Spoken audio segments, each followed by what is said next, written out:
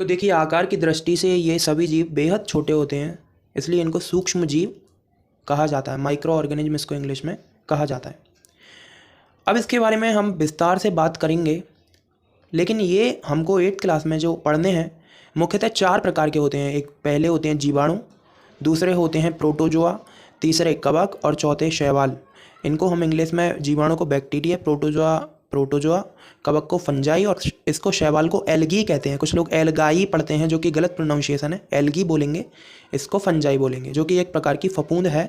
एक बड़ी ज़रूरी आवश्यक बात कि इनका अध्ययन हमें करना क्यों है। Bacteria, virus, protozoa, algae, fungi. Virus की मैंने अभी आपसे बात नहीं की है।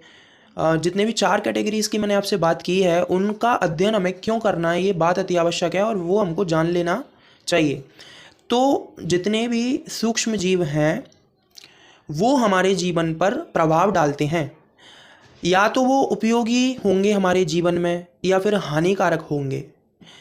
तो इनके आधार पर इनको हम 2 कैटेगरीज में डिवाइड कर लेते हैं। एक तो यूजफुल जो है माइक्रो ऑर्गेनिज्म और दूसरे जो हैं हार्मफुल माइक्रो ऑर्गेनिज्म। जैसे कि कुछ सूक्ष्म जीव हमें दवाइयाँ बनाने के काम आते हैं, कुछ सूक्ष्म जीव हमें खाद्य पदार्थ बनाने के काम आते हैं, फूड प्रोडक्ट बनाने के काम आते हैं। तो कौन कौन से क्या क्या काम में आते हैं और किस प्रकार से वो उन कार्यों को संपन्न करते हैं, उस बात पर भी हम विशेष चर्चा करेंगे। लेकिन अभी हम इनके मानव जीवन पर प्रभाव के आधार पर इनको 2 कैटेगरी में बांटते हैं और बाकी का मसाला अगली वीडियो में देंगे।